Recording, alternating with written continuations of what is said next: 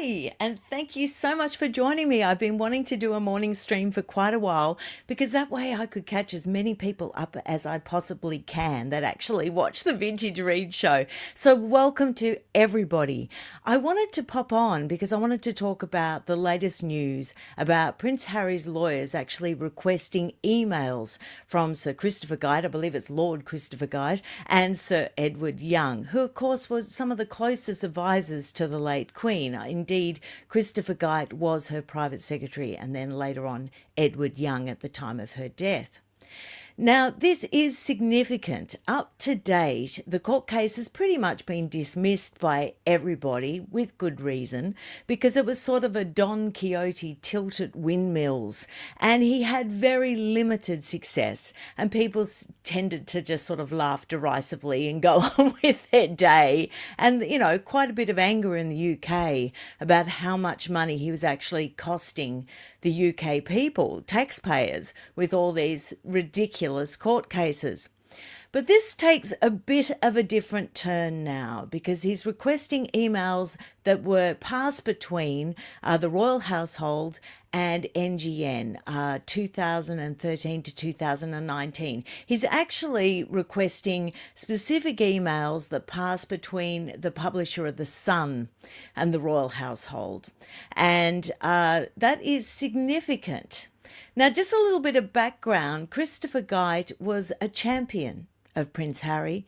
He went out of his way to protect him, probably on the late Queen's orders. He was always looking after him. He was always ensuring that he got access to the Queen to help promote the Invictus Games. There was always time made in the schedule for Harry. He was also very open and frank and honest with Harry and told him what was going on with the settlements between News UK and the royal household. He told him that at the moment they couldn't really do anything because they had to wait for other cases to be settled, which was true. And he was one of the first people to go up to Prince Harry and say, hey, if you want to negotiate a settlement, if you want to, get make them have their comeuppance, now's the time. Now's the time you can. He was the one that went up to Prince Harry and actually notified him, kept him informed. When Meghan Markle joined the royal household, Christopher Guide was their champion. He worked tirelessly to make sure that Meghan was welcomed in a way that was sensible for a mature woman who'd had a lot of experience, and he sort of wanted to give her a role that was relevant to that. He wanted to make sure that she was a success because his boss, the Queen, wanted her to be a success. She wanted Meghan Markle to shine. She wanted her to be a champion of the Commonwealth. She saw it as a really good opportunity to really make inroads into helping other countries in the Commonwealth that needed help and drawing attention to things that they needed drawing attention to, which was really the only role of the royal family, to shine the light on others and to draw attention to others' achievements and to try and get them help. So this is really significant because it's just as close you could get as calling the late Queen to the stand. If these emails are provided and if smoke is found, then that will open the way for Lord Christopher Guide to be called to the stand in this case, or Edward Young, because it will be justified. The court will have to agree that it's relevant and that it's justified if there's any evidence found. And so therefore it could be conceivable that they could be called to the stand. Now that is highly embarrassing for the royal family, so awkward. Excuse me, I've got to have a little cough. You can't talk for 2 minutes without getting a little bit hoarse. Well, I can't anyway. So hello to everyone. I'm not ignoring you, but there is just so much information to get through. I appreciate you all. I can see names that I actually recognize, and I see a few new names as well. So that's good. So the new time probably suits some of you, which is fantastic. So this is indeed significant. And I think really, if I was advising the royal family, don't you all wish you could advise the royal family sometimes? And I know that sounds really arrogant and silly, but if I was advising the royal family, I would take this seriously and I would maybe not fight it the same way they've fought things for the last 50 years because it's a new world. They've never been attacked by a member of the royal family so obviously, never been dragged into a court of law. Now, of course, they came very close with the Paul Burrell case. However, that wasn't a member of the royal family. That was a member of staff. And as close as he was to the inner fold in Diana's world, he was a little easier to dismiss. I think it was just the fact that he did actually have quite a close relationship with the late Queen because he looked after her corgis and therefore won a space in her heart forever, that she had that recollection that got him off the hook. Now, of course, the tabloids really went down on that and said that he was about to reveal shocking things about the then Prince Charles. We'll never know because they were never revealed. That was the take the tabloids took. But I suspect that the late Queen just really wanted it all to go away because she just thought the whole thing was unnecessary and over the top. And of course, that was driven, of course, by the Spencer family because they really, really didn't like Paul Burrell. They thought he was a rather uppity sort of servant. So that's the closest they've ever come to such an embarrassing push into court. Unfortunately, when Prince Philip actually officially retired, there was a bit of a power vacuum. And that was when Charles sort of buddied up with Prince Andrew, which I think was very misguided. And I think now the then Prince Charles, if he could speak to the king now, would say, oh, sorry, mate, shouldn't have done that. But they really pushed Christopher Guy out a little too soon. He had a lot of ends that he could have cleared up for them. And his idea was to always protect the institution of the monarchy. He had a great deal of affection and loyalty towards the late Queen, obviously, but his major duty in his mind was to the institution of the monarchy to make sure that it was stable, secure, and strong. And what Harry's doing is just such a breach of loyalty. It is such an attack from within. So I think now's the time, gloves off for the royal family. If they have anything on Harry, I think it should come out. And I think it should come out directly. I don't think it should come out through sources. I don't think it should come out through a backdoor sort of method. I think it should just come out. Because there's also been a really ruthless campaign against Prince William. You can see it. It's insidious. And I'm going to show you a few things and look at a few things in this live. So I'm just going to say g'day to everybody. Hello, hello, hello. What time is it in Australia? It's about, it is 7 minutes to 9. So I went live at 9:15, and I actually agreed to myself that I was going to do this at 8:45. So it's been a mad scramble to get all this together. Now, you've already heard the news about Tina Brown, and again, dismissed, probably a good idea to dismiss her latest comments about William. But I want to take a bit of a different tack on all that, because her comments about Meghan were very cleverly placed. And I have a lot of admiration for Tina Brown as a writer, as an editor, as a very shrewd business operator. She is amazing. She turned around Tatler. She turned around Vanity Fair. Don't underestimate her. And everything she says is calculated. Everything she does, she knows what she's doing. If she writes something down on a piece of paper, she knows exactly the effect she wants it to have. So I did not take what she said about William lightly. And it interested me. I mean, I dismiss it. I think it's cruel and unnecessary and just, just grabbing attention. I don't give it any real credence, but I am interested in the motivation behind it. I'm very interested. And I feel now that the dig at Meghan was very strategically placed so that she couldn't be accused of being Team Sussex. I actually wouldn't be surprised if Meghan didn't end up being a client of Tina Brown, because Tina Brown has actually launched a new media company. She is evidently taking on clients, I've heard. So I wouldn't be surprised. I wouldn't be surprised, because it would be a great way to launch a media company if you actually wanted to turn around the fortunes of one of the most disliked women in the USA and the UK. I mean, it would be quite a coup, quite an achievement. But that is all me being just silly. It's all speculation. It's only opinion. I'm not claiming that that is fact. Now, let's just have a little look at her new thing on Substack, which is Fresh Hell, Tina Brown's Diary. And I wanted to actually look at what she said about William, because I find it very, very interesting. And I'm wondering really what's behind it, because it does undermine. And so the headline was Military Matters and Royal Feuds. William, whatever his abiding resentments towards Harry, should now suck it up. So that's the subheading.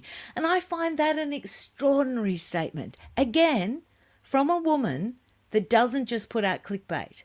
From a woman who's turned two major publications that people thought were dead in the water. She turned them around and made them award-winning bestsellers in the space of a couple of years. I mean, her work speaks for itself, okay? So subheading, he should now suck it up. But it's this minimization, whatever his abiding resentments. Yeah, there's a lot of abiding resentment, Tina, and it's valid. It's valid because Prince William has been under attack. His family has been under attack for 5 years. But more importantly than that, the institution of the monarchy has been under attack from Melodrama Cito for the last 5 years. And with this latest court action from Prince Harry, which is just unforgivable, a real traitor now from within the family. We already thought that he was a real traitor. We already thought that he was really disloyal. We already had dismissed him as someone, that could never come back into the fold because he could never be trusted. But if there's any doubt out in tabloid world out there, if they're going to write any more articles about bloody olive branches and, William being the problem because he won't allow Harry back into the fold, this completely debunks all that. If anyone says anything like that in any article ever again, then it's just ludicrous. They're so out of touch. It is insane. Now I think there's a lot of derangement going on. I really do think there is. Now, I also wanted to mention the most recent attack on William was yesterday with Grazia magazine. Now, again, we can dismiss Grazia magazine, but we can't, because it is the spokes magazine for the Harkles. And all the Harkle outlets, all the Harkle media outlets are now openly, consistently, every day, hundreds of articles attacking Prince William. And I don't think that the Narendra thing was a coincidence. Just let me put it that way. I don't believe in coincidences. I believe in well-orchestrated campaigns. And I think that's what we're seeing. So the latest headline from Grazia magazine, Prince William met with boos on royal visit, how anti-monarchy sentiment is rising in the UK. Now, you know that this is not a political channel, so this is not a political statement. It is just an observation. It is sort of the extreme left in the UK. From my observation, I may be incorrect, but from my observation, it is more the extreme left sort of causes that are getting behind this anti-monarchy rhetoric. They're also well and truly getting behind the slamming of Prince William. He's getting really no clean air. Now, I know there was a fight back with lovely young people in Belfast on TikTok saying how they happened to meet Prince William in the flesh and they were just overwhelmed with how lovely he was, how genuine he was, how interested he was, and how obviously kind he was. And that's what he is, and that's why I defend him, because I truly believe in the character of this man. I truly believe in his ability to carry the institution of the monarchy forward in a really powerful way. So when I say the extreme left with these really sort of out there causes that are disrupting everybody's life, from the trans debate to the pro-Palestinian movement, which of course centrists can see the validity in a lot of these causes from a central point of view, because there is a valid component to arguments. Always there's a valid component on the right side of arguments, always. And so, I take a pretty central view where I can look at the big issue and I can see positives that side, and I can see a few positives that side, and I can see why they are at odds, and I can see why most people are caught in the middle of this huge, unpleasant, horrible atmosphere that they just wish would go away. But the extreme left is really getting behind this anti-William campaign, this anti-monarchy campaign. And that's really who is being groomed. That is really who the anti-William boffins are trying to groom and attract. And it's working, because that's where it's popping up, that's where it's being spread, and it is having an effect. Now, of course, I'm not suggesting that it's having an effect that could destroy the royal family or anything like that. But all these little things added up together, to me, really raise red flags. They're ringing alarm bells, if I'm going to sort of do cliches. They really are. My gut instinct is telling me that a more aggressive front foot sort of approach is needed. Now, I'm not talking about silly responses through tabloid media. I'm talking about, and I'm sure the royal family are onto it, I'm sure their legal team are well and truly onto this. And I hope that they are ruthless. And I hope that they defend their principles as they should, because it's just out of line. Now, talking about campaigns against William, I'm just going to go back, and I've just got a few things more that Tina Brown said. Now, it makes me think that a lot of this is very serious. It is very calculated. And I think that the points that she made, that there's going to be further points made by other publications and other people that are going to back up these key points, because this is very much a key point campaign. So I've highlighted sort of major words, major phrases that she's used. Swaggering interview. Okay, so we get the implication there that he is arrogant, that he doesn't listen to anyone, that, you could even conceive a bit of a bully, swaggering, full of ego, even implying that he's the narcissist. And of course, this is the classic MO of a couple of narcissists from across the pond who want to convince everybody that Prince William is the villain. You only have to look at Spare War to know that that was the aim of the book. That was the aim of the book, to point out that Prince William was the bully of the hour and they were pushed out of the UK. And you know what? I think if Prince William agreed to share half of the Duchy of Cornwall, if he rang Haz up and said, you know what, this is also sad, I just want to have a relationship with you. He won't, don't worry. Let's halve all the income from the Duchy of Cornwall from today and let's be best friends again. All this would go away. All of this would go away. That would be enough money. If Harry was guaranteed, a cool 10 mil every year from the Duchy of Cornwall, I think all of a sudden you'll find he'd be very satisfied. I think you'd find all of a sudden that he really didn't have a beef with the royal family, and I think you'd find that he'd settle with the newspapers that are left that he's trying to sue. He says it's not about money. No, it's about the amount of money. It's about the amount of money. And a cool 10 mil a year, that's enough. That's enough. Now, Tina Brown mocked the fact that William wanted to do things with a small r. He wanted to do things differently. Impact, philanthropy, collaboration, convening, and helping people. In short, everything his father's been doing for the past 50 years. Indeed. And it's a tribute to his father. He was actually continuing his father's message. Charles has always been about, smaller costs, minimising, getting rid of the hangers-on, doing real work with real impact, with measurable outcomes. So what Prince William was saying was in agreement with his father's vision. You couldn't get a greater compliment than that. But, they miss these things. They miss these things. Now get this. This is, I think, awful and so out of line. So she said in sharing his plans for a caring, sharing monarchy that it made him sound like a performative pinhead. A performative pinhead. Now that is a level of aggression that I just cannot fathom. I really can't fathom this. And I'm really worried about all this anti-William rhetoric because there was a little bit in the Robert Hardman's updates. Now, you all know in the original Robert Hardman book, he sort of pointed out that William isn't a big churchgoer. He isn't really into religion, which of course doesn't point to his faith.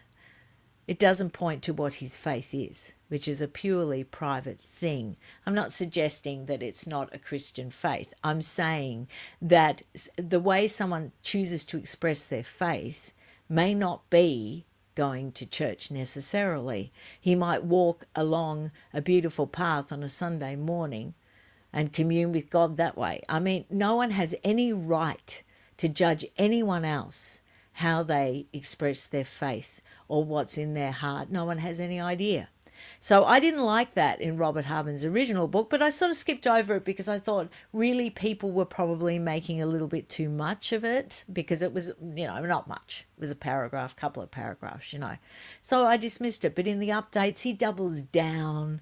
Now, I haven't still seen the updates in the book. I'm only going by the Daily Mail serialization, so I may walk that back when I actually get my hands on the actual book. But he does mention it again, and I just think it's unnecessary. I don't see, of course, when Prince William actually ascends to the throne, he's going to be the head of the Church of England, and at that point, he will do his duty. He has never said that he would do anything else but his duty. So, I just think it's unnecessary attacks. Now, this one is extraordinary, what she said. There are too many people around William now. And then she quoted Kara Swisher's phrase about him living in a gilded bubble and surrounded by people who lick him up and down a bit. Now, besides being gross and immature and painting a picture that we all don't want, that is just so aggressive, isn't it? It's just so aggressive. It makes her comments about Meghan Markle pale into insignificance, where Meghan, just basically paraphrasing, had constantly crap ideas. This is a direct attack on the man. With Meghan Markle, she just attacked her ideas. She said she had crap ideas. She said she was a hopeless entrepreneur, that she should give up her ideas of business because she wasn't very good at it. And yes, we'll all agree that. But she didn't attack her character. Now, if ever there was a character to attack, it's Meghan Markle. But no, she's attacking William. So I'm going to go to your comments now and I'm going to just see what you have to say. So, of course, I'll put up with something that agrees with me. I mean, my ego knows no bounds. Absolutely, Shauna. Thank you, Giovanna. Thank you very much. Well, that's the thing. There was a comment there that says flicked up beyond I can see saying Tina Brown is absolutely vile. That is what makes me take it seriously because I don't think she is. I mean, I think these comments are absolutely vile. So I agree with you there. But I don't think she is absolutely vile, but I think she's absolutely calculated. And that's what makes me think that there's way more behind this. I don't think that it is really something that we should dismiss. I was actually going to do this in Spin Cycle, but I'm doing this early today because after seeing the court case thing, I think it puts a whole new slant on it. So just take this as sort of the Spin Cycle for Monday night, because it really is the spin. This anti-William rhetoric is really, really the spin. Okay, so I wanted to show a few other things. I've just got to find the right slide. So I'm clicking back, I'm clicking back, I'm clicking back. Now, I wanted to go to this ludicrous situation. I know you've seen it to death on YouTube already, but it's about the Times Award. Now, I've got a bit of a different take on this. So this is what I want to say about this. I think not only is William having a campaign of hate against him, I think also what's happening with Harry is that he's being undermined from within, which we've all known since the day dot. We've all known about this, that he's being manipulated. Now, this isn't to excuse him. I think he's an absolute idiot. And I think that what he's done against the royal family in the court case, unforgivable. I mean, look, no sympathy for the guy, but just pure bare bone facts, he is being undermined from within. Because look at this, the best looking guy in the world, top 50, designed to humiliate, designed to have people mock him. The Times eco thing, designed to humiliate, designed to make people mock him. There's no other explanation for this. There is no way that a PR company that is working for Harry would actually allow or contrive or pressure for their principal to be a part of these atrocious lists. It is so damaging, because instantly there was an uproarious reaction of just pure laughter and disdain. It did not benefit him at all. Look at who it benefits, okay? Undermining confidence, undermining position, undermining status. He had quite a good time in New York. He actually gained a little bit of traction, and he was very careful not to say anything against the royal family while he was trying to repair his image. But now the gloves are off. He's been convinced to take this extra step in the court case, and I would say he is so stupid that he thinks that a few weeks of behaving himself, a few weeks of disappearing and not picking on the royal family has convinced him that they would welcome him back into the family bosom with open arms. And then someone's gone up to him and said, see, you did all the right things and they didn't even meet you halfway. They don't care, Haz. They don't care. You should go for it. You should go for it. Hence the announcement that they're asking for emails from Christopher Guide and Sir Edward Young. And then the undermining of the status, the laughing stock, complete laughing stock. Oh, he needs Meghan. See, you need me. You just can't seem to gain any traction. You just can't seem to get any clean air. I'm the only one really in your corner, Haz. I'm the only one that will stick with you through thick and through thin. Even though we nearly divorced a few weeks ago, I'm in your corner. At least until you get half the Duchy of Cornwall as a settlement. That's facetious. I don't think that will happen. I'm only kidding. So let's have a look at this, because it was so easily debunked, of course. He lands top honour in his work, but Prince William is brutally snubbed. I don't think Prince William would be overly concerned. And you know why he's not overly concerned? Because he's not after awards. He's not after accolades for himself.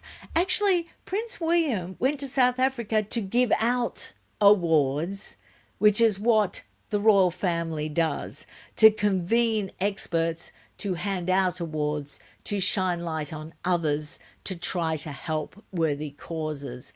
That is what the royal family does. They're not after awards for themselves. But, Harry just can't seem to get that concept, because he's getting guided by another complete narcissistic idiot in Melodrama Cito. Okay, so we will ignore that and go on. I did this meme, put it up in the community. Private plane boy, how much did that cost him? And that was, of course, not, completely original. It was just the vibe going around all social media. So I just put it in a meme, just make it easy for everybody.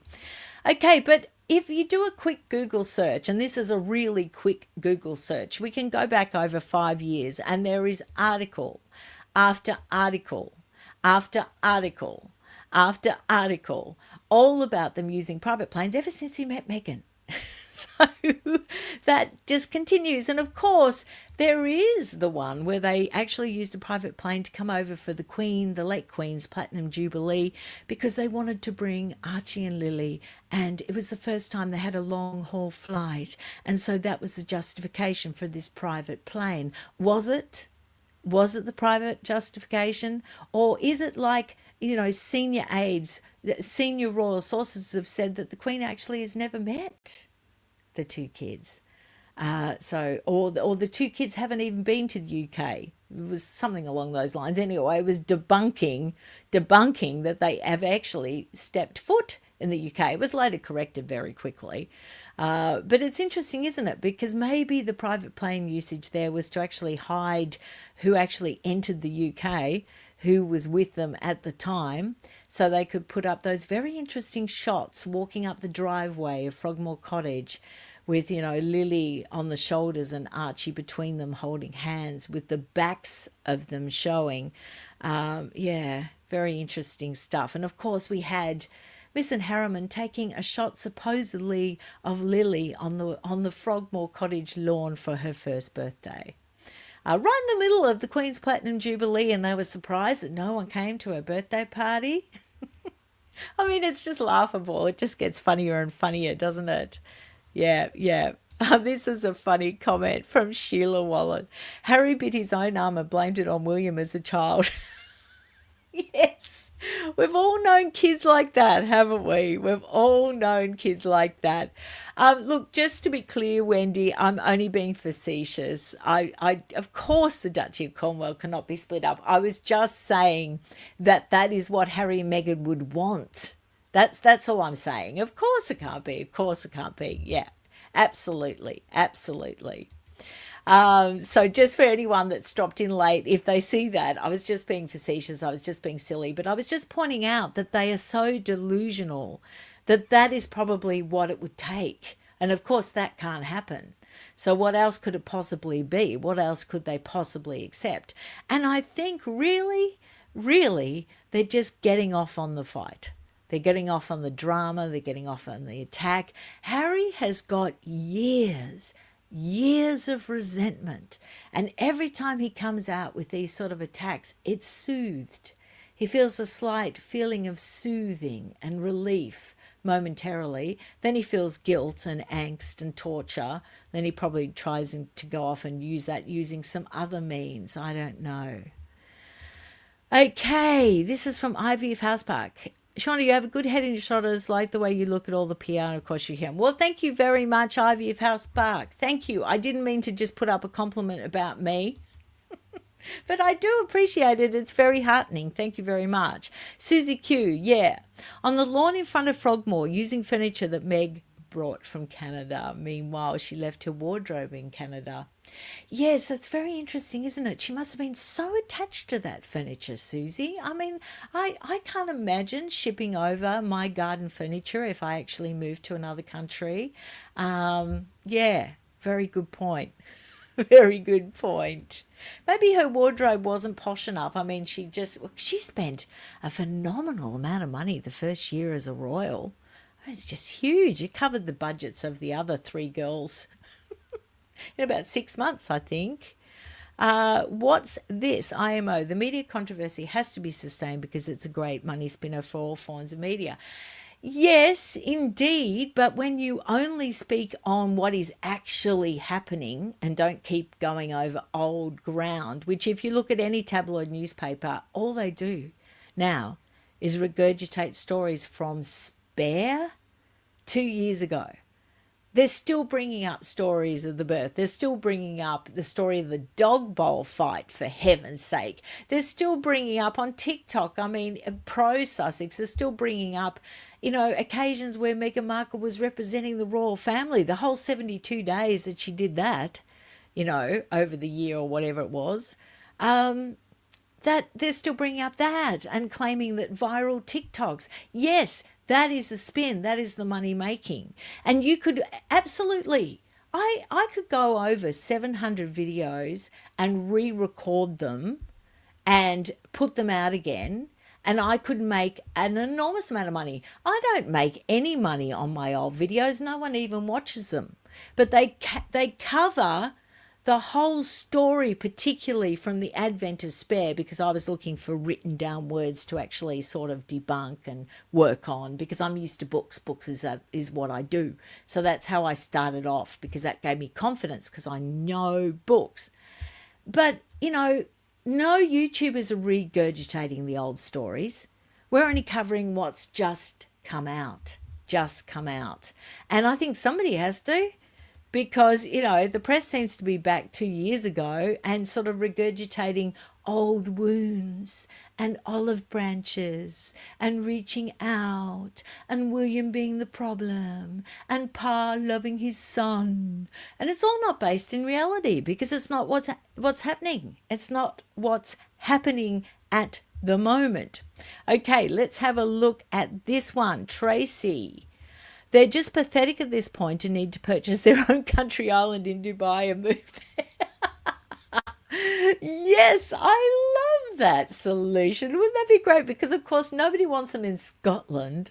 Although, Portugal, but I pity the poor people of Portugal. Actually, it was dreadful flash flood in Portugal. Did you see that over the last few days? Awful, just awful. Although, no, I won't say that. It's too mean. I'm not going to say that. I'm going to keep professional. Okay. Dame Anna, in order to travel overseas, one needs a passport. In order to get a passport, you need to produce a birth certificate. With certificate validity in question, no passport can be issued, so no travel. Well, indeed, that is a valid point as well. Very valid point. Although I don't think there is a suggestion that birth certificates aren't valid. I mean, I think they managed to get one. That was the point in Lady C's book, that when people are talking about the line of succession and they're saying, well, how can this be? How can this be without any proof? All that sort of thing. Well, Lady C pointed out the law in the UK, which basically it's on the say-so of the parents. Birth certificates are issued in the UK from the say-so of the parents, and in order to challenge that, you would have to be very sure. You would have to have your facts. You'd have to have all your ducks lined up in a row if you were going to challenge the validity of a birth certificate. So indeed, I think they do have a birth certificate. Now, if that was challenged at some future point, yes, definitely. But I thought that was a good nuance brought up in Lady C's book. I'm not just sprouting Lady C. I'm just saying that her book, because there's something she says on her show that I do disagree with, and she would respect that. I mean, there's things I say that she disagrees with me on as well. But in her book, I thought she brought up some really good legal nuance that others hadn't actually brought up yet. And that was one of them, about the birth certificate, that it's basically just accepted on face value. So, yeah, interesting point, I think. Okay, so I'm going to show this one. Oh, Jimbo, right on. What did you say, Jimbo? I go to click and then they just sort of fly by. Facts are meaningless to an idiot. They will grasp at straws and make up their own reality. How someone can be so stupid like H, having all the good opportunities in the world. Well, indeed, but I don't think it's just stupidity. I think that's definitely a factor, but I also think that he's vindictive. I think he has he has an endless pool of angst. I think he has an endless reservoir of resentment. And I think that built up. I think he seethed in the background. Obviously, we know that in Spare, and from interviews that he's done, he has seethed in the background. And I think that's really why it's so alarming that he is putting Christopher Guide in this position, because I think Christopher Guide, now this is only gut feeling, it's only, my opinion, it's not fact. But I picked up in the many books I've read that the relationship between Guyt and Harry was that Guyt was one of the few courtiers that went out of his way to make Harry feel respected, that went out of his way to make him not feel less, Now, I think that was probably because they were trying to build up his self-confidence, trying to build up his sense of worth. And they thought that if they did that, that the resentment would die down. As his self-worth grew, his resentment would die down and he would mature and be a really helpful member of the royal family. And it was actually Guyt that set out a 10-year plan for Harry, a 10-year plan. And they did that because Harry was always worried. Once George and Charlotte and Louis came along, Harry was worried that he would become irrelevant, like Prince Andrew, that he would be pushed to the sidelines, and that sixth in line of succession, not it's not very sexy, not very interesting, and that as he aged and he started looking like Friar Tuck, that he people would lose interest in him, and he was really concerned about that.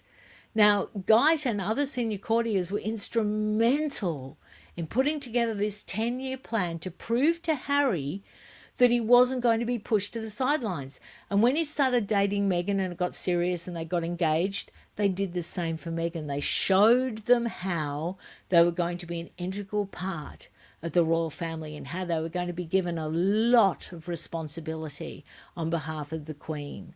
And they just chucked it all away. They just wouldn't look at it, wouldn't trust anyone, and threw it all away. Can you imagine the platform that they gave up?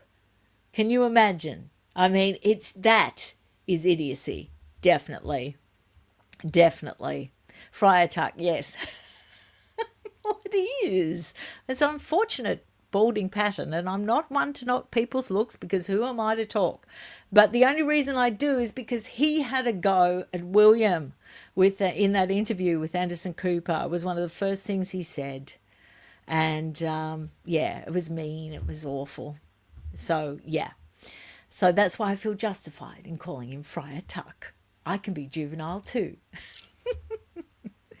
This is from Red. I'm going to wrap it up because I've got to toodle off somewhere today. I feel Harry was completely spoiled as a child to overcompensate for William being the heir. This is why he behaves like a petulant child if he doesn't get his way. Well, I think we can all see it, and particularly those of us who are mums that maybe have two boys can really see that you have to be so careful of that, don't you? And most of us do a pretty good job and are careful of that, and most of us have children whose siblings love each other, hopefully. Chatty Cathy, Tina Brown is going to find sometime in the future that she's choosing the wrong side. The pendulum will swing, foolish woman. And you see, that's why I think that I agree with you. And I hope you are right. But I think, like I said, she's very savvy. She knows more than she's letting on. She knows more background to this.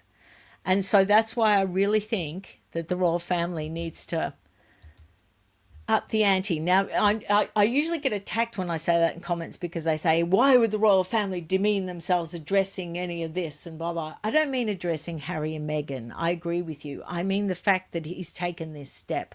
This is a little too close to home now, this request. Now, it may fail because there may be no emails whatsoever, but I have a feeling that Harry knows. Because I have a feeling, unfortunately, now this is just feeling, gut feeling, opinion. I'm not giving you fact. We will all have to see together what happens with this. But I have a feeling that Guyt did confide in Harry a bit. And I think by the time Edward Young came along, I think Edward Young knew not to. I think Christopher Guyt was by no means silly. I think he was genuinely trying to embrace Harry. And he thought it would be all good, that if he was given a sense of responsibility and trusted with a few secrets and trusted with, treated like a man, in other words, treated like a man and not like a little child.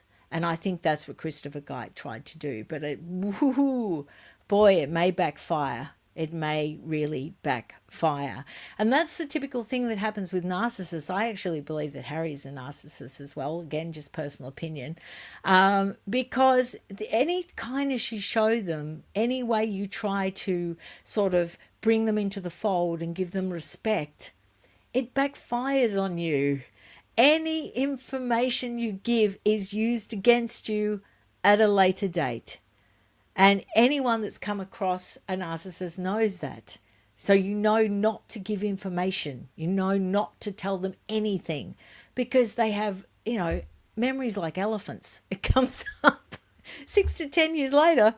They'll use it against you if they can. Anyway, thank you so much for joining me. You're really sweet. Thank you. I really appreciate. I'm really now I'm going to leave the live chat on so that everyone that watches the replay of this can see what you have to add to the debate, to the conversation. I believe to see live chat, you have to go on a browser. Am I wrong about that? I'm not sure that it shows up on mobile devices. But if you want to see the live chat, go onto this replay on your browser.